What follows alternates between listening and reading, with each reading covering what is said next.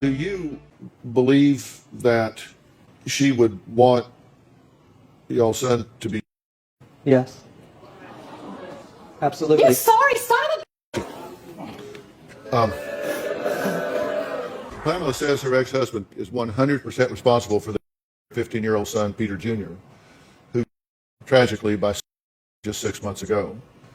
But Pete says his ex-wife needs to carry that burden on her own shoulders because he says she's the one who caused Peter Jr.'s depression by not only telling their son that Pete did not love him, but also giving him access to a... Pamela is not grounded in reality. Peter died under her roof. Was accessible to Peter, a severely depressed teenage boy. She doesn't appear to have any remorse. She doesn't appear to have any recognition of what she's done. And it can't continue. That's why I'm sitting in this chair. I'm sitting here for Peter, but I'm sitting here for Joseph. Pamela, you cannot do to Joseph what you have done to Peter, because I won't allow it. Your theory about this is that she was irresponsible by giving a young boy known to be depressed access to a... Correct. And that she fed his depression by causing him to believe that his father, you, did not care for him, had abandoned him, was not contributing to his well-being, did not love him enough to pay for even the essentials in his life, and had wadded him up and thrown him away, which destroyed his self-worth, his self-esteem, made him feel like nothing and rejected, and then essentially handed him a... That's correct. That's pretty much a summary of your theory. The night that Peter died, I talked to Joseph for about 2.5 hours on the phone, and one of my first questions was, Joseph, how did Peter get the gun? Joseph said, Mom put him in charge of it. He said it twice. Did I summarize your Yes, theory? you did, Dr. Phil. Pretty well? Yes, thank you. And the Department of Social Services determination fact sheet regarding Peter's death, is dated June 2nd, 2016, says on March 30th, 2016, the minor child Peter died. The gun was not locked in the proper safe. The gun was assessed to the minor child. The minor child Peter was diagnosed with severe depression. Pamela left the minor child home alone despite mental health providers advising her not to. Pamela was advised to keep all the medication locked in the home. Peter's toxicology report indicated that he was not taking his prescribed medication for depression. So what do you say about that? What Peter had in his possession was a Walmart purchased BB. We even took that when DSS came to the home because they said take it to the police station. We did. The police station refused to accept it. They spoke straightly to DSS and said this is a toy. We cannot even accept that. So can you get that out of the house?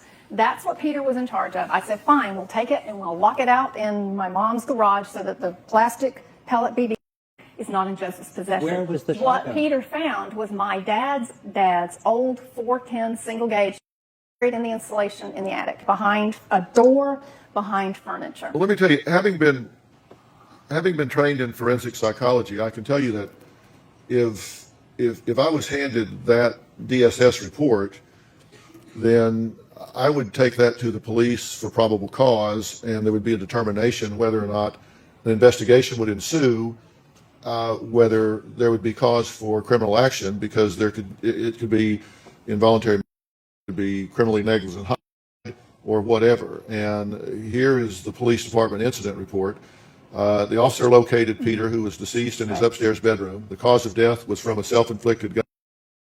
It's right there beside Peter. And the manner of death is... It was determined that the case regarding possible unlawful neglect would not be prosecuted due to it being problematic in proving criminal intent.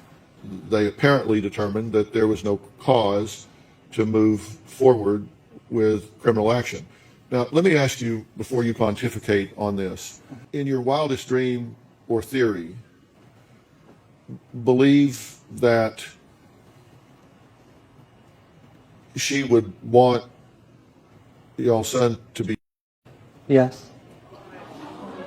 Absolutely. You sorry son of a... Yeah. You are absolutely heartless narcissist. No. You heard him say it too, right? Pamela told me that she would do everything in her power to turn my children against me, to make them hate me. No. And she has held sorrowfully true to that promise. You always said that she loved Peter more than me all the time. You know that she did. You and Peter both admitted that. Tell me that's not He true, always Joseph. told me you told him that. You shut up. I don't have to shut up when you tell me that anymore. I lived under your gag order long enough. Tell me that she didn't love Peter more than you. Tell me that, Joseph. Why are you Say saying it that out to your loud. child? Because it's true. Can you deny that? You can't. Hang on just one second. Audrey, you're Pete's sister, right? Yes. Thank you for being here, and may I say to you as well, I'm sorry for your loss of your nephew. Thank you. You are here, I assume, in support of your brother. Pamela has become very angry and bitter. He's full of hatred and she's not able to move on with her life. I think that Pamela's actions destroyed the boys' relationship with their dad. I think that she said a lot of horrible things. After Pete left, Pamela became more controlling in her parenting of the boys. Pamela has lost touch with reality, with what's best for Joseph. He's a very angry young man right now. He's full of grief, but he's also so full of hatred. And that is so sad. Joseph deserves so much better. Joseph is angry with me because I think that Pamela has told him that I only listen to Pete. He called and left very hateful messages on my voicemail. You dead. Garbage. I saw Instagram photos that Joseph had posted. There were guns. I just found it very disturbing. I'm afraid of Joseph. I think he could become. I'm afraid for my brother and for Lori's safety as well. I would like to have a relationship with Joseph, but he told me he wants me to and to go. As a loving aunt, I would like to help bring healing and truth to the situation, but Pamela and Joseph are on a destructive path, and it'll only bring unhappiness to both of them and danger to other people. Do you endorse the things that he's saying here in the last 5 minutes? What I would like to say is that I'm here to support Joseph and Pamela and Pete and Peter Jr. I have loved all of them, and I'm here for the truth and for love and for healing. My main reason in being here is that Joseph gets some help and that Pamela can acknowledge her behavior throughout the past 4 years and how she did engage in parental alienation. I mean, will how she's raised me, acknowledge that. how she's been the one who raised me, and how he's left. What I How will he's never acknowledge been is there. Audrey flying down for the funeral and meeting at the funeral and saying, so when is it time for her in Joseph's life? When is it time for her in my life? That's not and what I I could said. not accept that at that moment. That's not what I said. Pamela, you have lied so I have many not times. lied. Stop right there. Find Go back one up thing to I've Canada. You lied don't even about know and what prove you're it, saying. please. You've never been Somebody, here. somebody, You don't know. You don't know. somebody find one thing I've lied about, please. Why are you sitting down there? Dr. Phil invited me to speak. Yes, I did. You're here at my request, and I thank you for being here. I'm just trying to find someone that will take a rational approach here. For me, I don't care about what has passed with the divorce that's done. All I am seeking is what can I do for this son. I've lost one son, and I'm out of options. Joseph is 18 now. His father put a don't contact order against him right before, a couple days before his 18th birthday. Because the two of you scammed me, by the way. Joseph graduated on May the 21st. He sent me letters to attend the graduation. No. You sent a text, texted me. right? Let me No. finish. Let me finish. You go ahead. texted me You saying... are finished! No, He Pamela. mailed you 2 tickets in an envelope with nothing else in it because he said he was going to walk across that stage for himself and for his brother, who was not going to be able to ever do that. You know what? He mailed you the tickets. You never responded you got them. You never sent anything. 10 minutes before those doors closed, you texted, Joseph, I'll be there the last Dad, minute. you are so lucky Peter's not here right now. You know exactly what he'd say. Yeah, you know what he'd say? Yeah, he'd not say gonna you're do that. lying. No. And why the hell is she here? And then why is she here? Yeah. And then why are you even talking? I will take anything anyone can put on my shoulders. I'll go to the cross for my son. It doesn't matter what anyone thinks of me. I just want to get my son whatever help I can because you have not helped.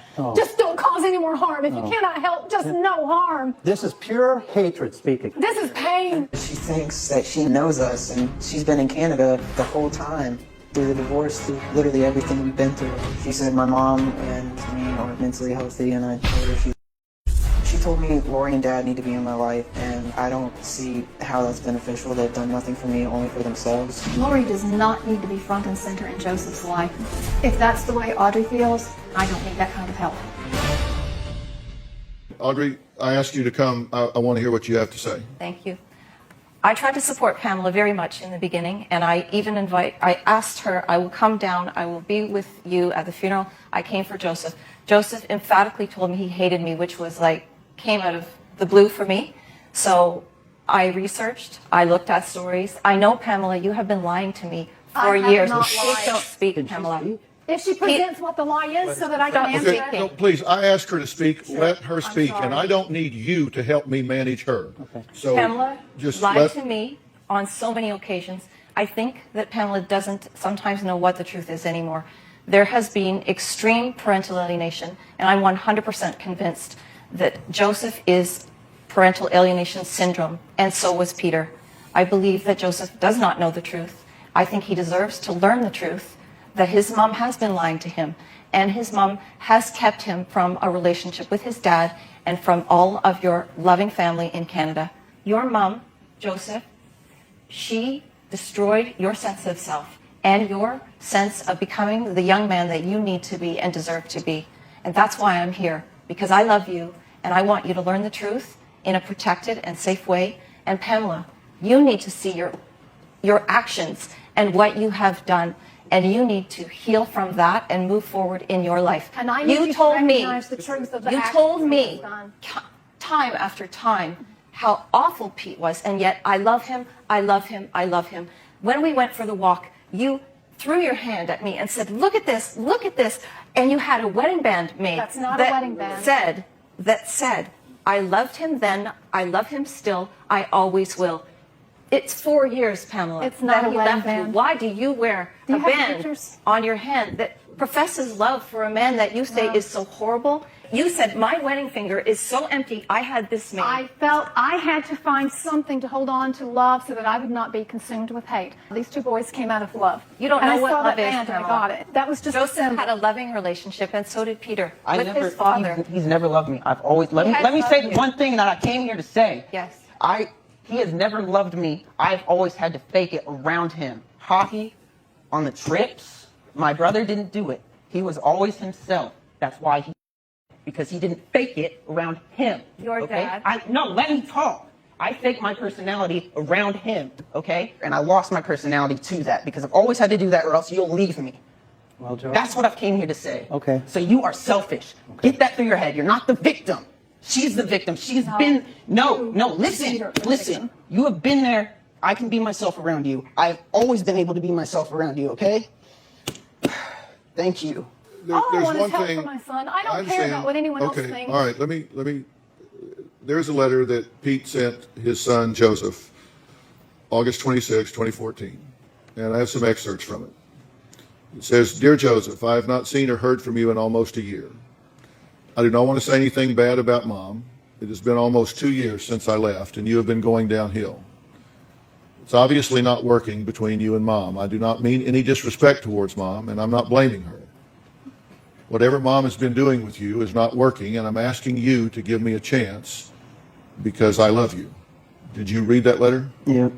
He gave it to his counselor. He gave it to me. He gave it to his I counselor. want to be sure you read it. He did.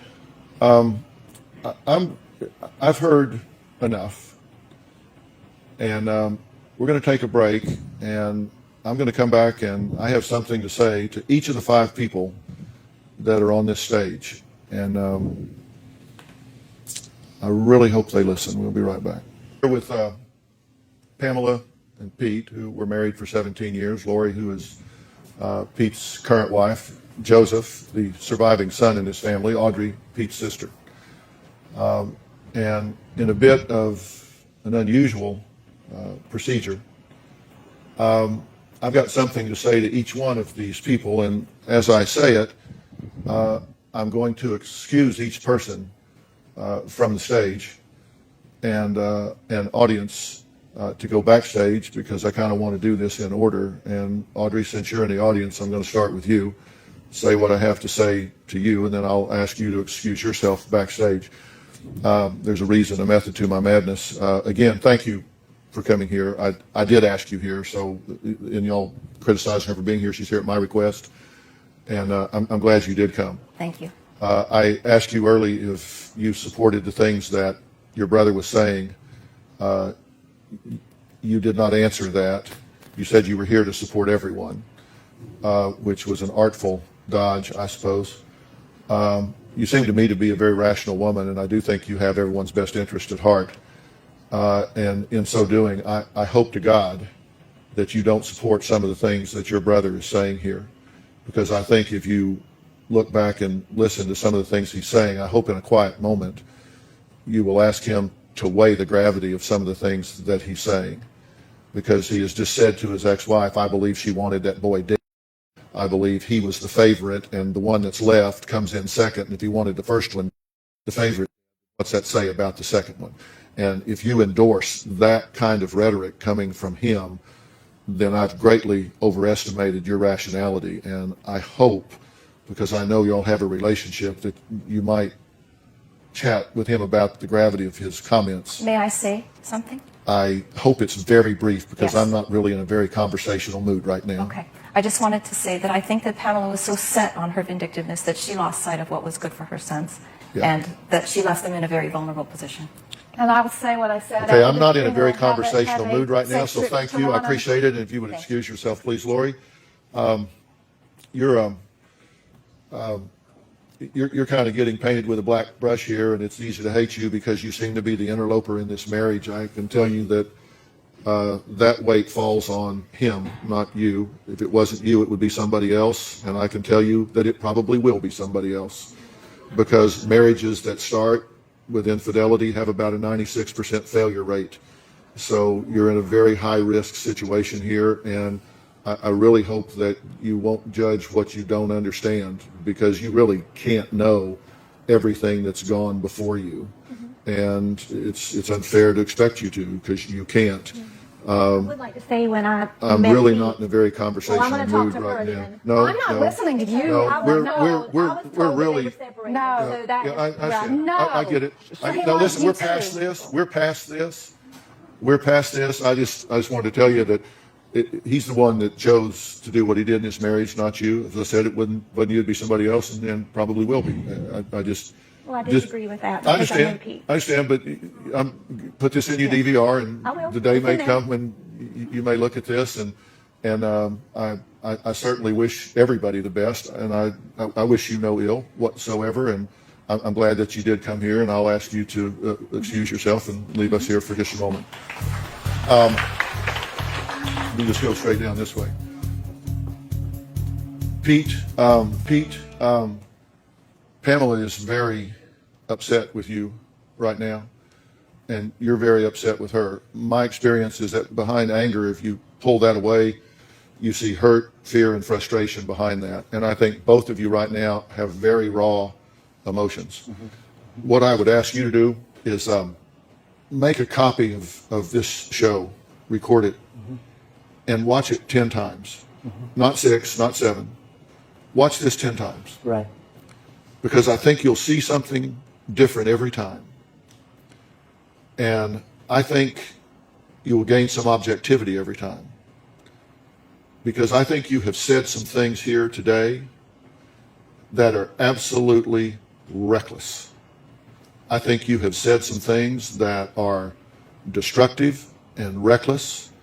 And I pray to God that you don't mean them. Because if you do, you, sir, have a black heart. And I'm not talking about you just yelling and trying to talk people down.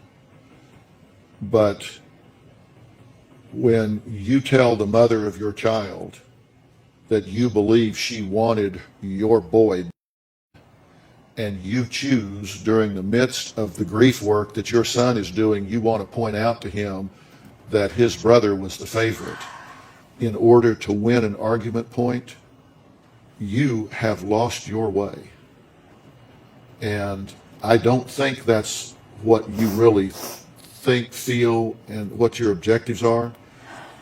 That boy took his life, and that's a choice that he made, and I'm so sorry that he made it. And I pray to God that you find it in your heart to forgive him, and that they find it in their heart to forgive him, because I know that he forgives all of you. But I hope that whatever may have happened to contribute to that toxicity can stop, and that you don't even take the risk of doing damage to those people in your wake in order to lift yourself up. Because I'll tell you, putting out other people's candles does not make yours burn brighter. Okay, and I know you're not in a No, conversational I'm not. mood, but may I just No. say one thing? No, thank you. Well, I I really, was told that I would not be judged on this show. And- I love Peter, my son who took his life. I love Joseph, who I still pray will receive your help if you deem that appropriate. I have love in my heart. She has hatred, and that's the bottom line. Thank you.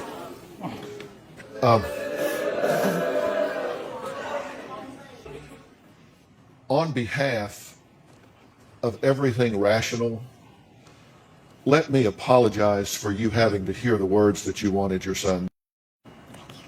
I just apologize on behalf of humanity for somebody having said that to I've you. heard worse. Well, listen, I cannot control him, but just know that there are rational people in this world that know better than that.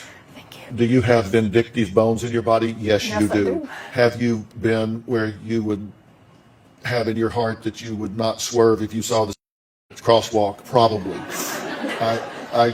I get that, and you may have come by that. Honestly, I totally understand. But there are things that were said here today that are just wrong. What I want is for you to understand that there is life after all of this. And I didn't have the privilege of knowing Pete Jr. From knowing Joseph. You know Joseph, you know Pete. I can only imagine that he is a young man of conviction and depth and strength. If he's anything like his brother, Yes. It's my loss that I didn't know him, because it's my gain that I do know Joseph, and I'm very proud to know Joseph, and I'm sorry that I didn't get to know Pete Jr. And I want you to know that if I'm one of those people that believes that God does allow us in this next world to have an awareness of what's going on. And I think it would be terrible if Pete Jr. looked down and became aware that his legacy was one of pain, He's here with us always. that what he left behind was pain. Because that would just be terrible. I want you to make it your goal to celebrate his life, not to spend the rest of your life grieving his.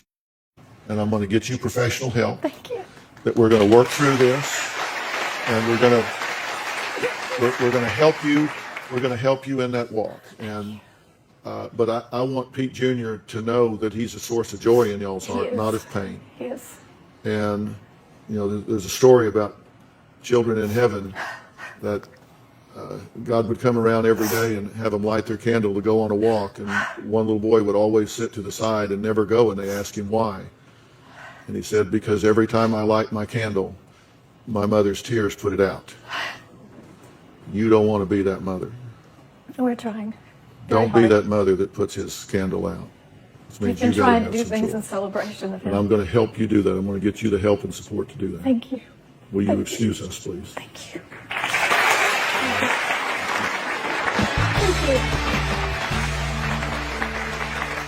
Why do you suppose I left you to last? I don't know. I left you for last because I care about you the most. I have two boys, Jay and Jordan. I sometimes, when I see young men, I often think, if one of my boys was in the situation that I sometimes see other boys, what would I want someone to do for one of them if I wasn't around? Yeah. And if Jay or Jordan were in this situation, what would I want someone to do for them? And I'm not saying this to pat myself on the back, but I would pray that they would meet me. And I say that because I am absolutely devoted to getting you out of this maze. Mm-hmm. You have the power and ability to choose what you want in your life. You have the power and ability to choose your personal truth. And your personal truth right now is damaged. I've been there. I've been where I had a damaged personal truth, and I had to decide I'm either going to live with that personal truth all beat up, or I'm going to repair it and move on. And let me tell you, if you have a damaged personal truth, you will generate the results you think you deserve. And if you feel like a second-class citizen, you will generate second-class results. And don't you do that. I will not let you do that. Thank you. You need to shake all of this off. You need to decide that all of this emotional baggage, all of these mixed messages, all of these negative messages, you have a decision. You don't react to the reality in life. You react to what you say to yourself about it. If you choose to reject this message, then you can reject it. If you choose to decide that you are the young man that you want to be, if you decide to be someone that becomes a leader instead of a follower, if you decide to choose joy instead of pain, if you decide to choose strength instead of weakness, if you decide to be a victor instead of a victim, then you can do that. Mm-hmm.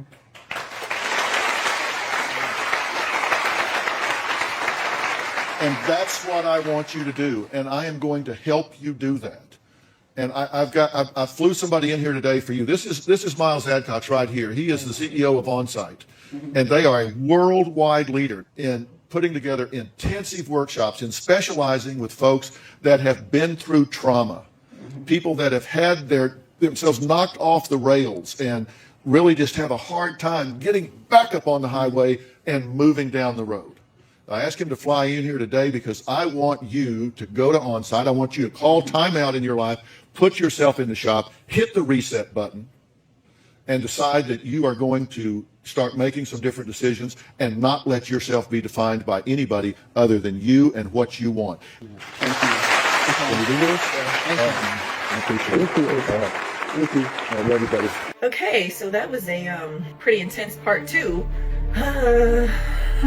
Okay, everyone's done crying now.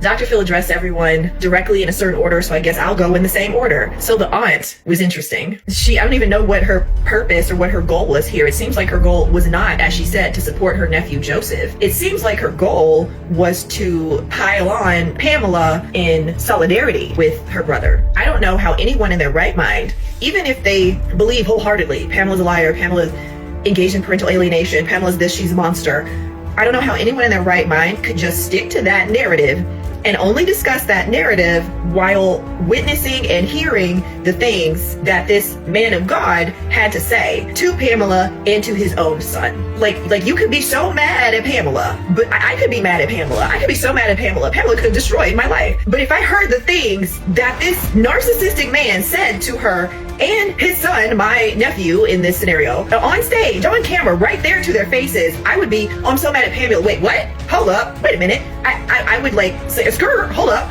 No one in their right mind is just going to stick to that narrative and listen to this and act like it's normal. And even after Dr. Phil asked her, do you support the things that this man said? She said, wait, I still have something to say, and gave no comments on any of that. It was just to once again criticize Pamela. I was so glad when that woman left the audience. Like, get out of here. Next up was the mistress, the new wife. Y'all saw my face when Dr. Phil said her days are numbered. She doesn't believe that, clearly, but let's see how things go in another few years. Even to the end, she also had so much audacity. How are you, lady, as a stepmother to Joseph, how are you sitting there okay with this type of commentary directed at him saying, you're not the favorite? How can you, as a human being, as a woman, and as this man's wife, sit here comfortably next to him on stage as he speaks like this to his own son? And as he tells his ex-wife, you wanted my son dead, right? My son. Because as a narcissist, well, the son is his son in this scenario. I'm sure in other scenarios he would have said, that's your son, because that's how they like to do it. I do not like her, and I was glad to see her leave as well. Next up is the star, the man of the hour, the former priest, the counselor, the man of God, who is a menace to this family and probably to society as well. This man to the very end could not acknowledge anything that Dr. Phil said to him, could not acknowledge, could not take responsibility, could not hold himself accountable, had no compassion or empathy for attacking, emotionally attacking and bullying his son on stage. Keep in mind that their son, who's no longer with us, it's only been 6 months between that day and this taping of this show. 6 months, and that's it. This is how this man is acting on stage to a mother who has just lost her child, who found her child keep that in mind as well. She found him. And to his own son, who's grieving his little brother. And this man is just so defensive, so selfish, so self-centered in everything. Everything is about protecting his feelings about himself, protecting his ego. These people, they have so much cruelty and sadism and bullying and harassment and abuse for you, but even something as simple as calling them out on it means that they're being attacked, and how dare you? He said to Dr. Phil, I was told when I came on this show I wouldn't be judged.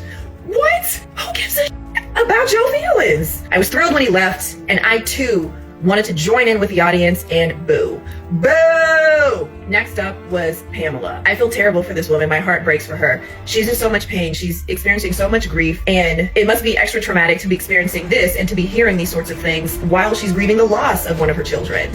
I really appreciated Dr. Phil apologizing to her on behalf of all of humanity for what she had to tolerate and endure on that stage. Is it possible that she's developed some level of codependence with her son, Joseph?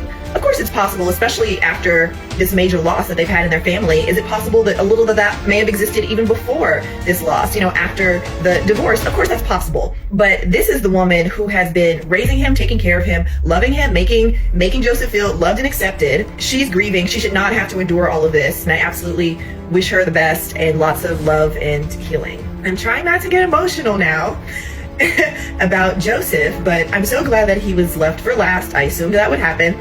I'm so grateful that Dr. Phil said the words that he said to him, because Joseph absolutely needed to hear that.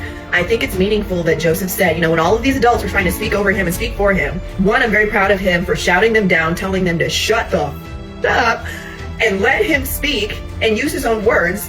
And he said, Mom, I can be myself with you. I can never be myself with you, Dad. But Mom, I can always be myself with you. I've always been able to be myself with you. To me, that's very meaningful because I've had parents where I could not be myself. So I know the experience of not being able to be yourself because of narcissistic parents who only perceive you as extensions of themselves. So you're only allowed to exist in the tiny box that they want you to exist in. You're not allowed to actually be authentic. So the fact that he said that about his mother tells me everything I need to know, honestly, about their relationship. The fact that at the very least he can be himself with her and he feels loved by her, that tells me everything I need to know. So I'm just very happy that he does have his mom in his life. I'm happy that Dr. Phil told him that he has the power to create his own life, his own future. I think he needed to hear that. I think a lot of people need to hear that when they're suffering. I'm glad that he will have some assistance in working through this, not only this grieving process, but also working through the ways in which he can release this toxicity from his life and move forward unencumbered by it. Because he's 18 and he's still being told by his daddy in front of a live audience, in front of a viewing audience at home, and national TV, you're not the favorite, you're never the favorite, and your mom doesn't love you enough. So he's gonna need to get away from that and to release that, and I hope he's able to do that. But what did you guys think about this? I gave my full analysis. What do you think about the former priest husband with the new massage therapist life coach wife on stage yelling, "You killed my son, you wanted him"? What do you think about that man? What would you like to see happen in his future? What do you think about the new wife? Do you also believe that her time is gonna be up one day and it's gonna be some other woman and she will be shocked? She'll be given the surprise Pikachu face. Do you agree with that? I do. And although I'm not a vindictive person, in this situation, I for one cannot wait for that to happen. What do you think of the aunt? What is her deal? And what do you think might happen with Joseph and Pamela in the future? You guys let me know what you think. Drop it in the comments.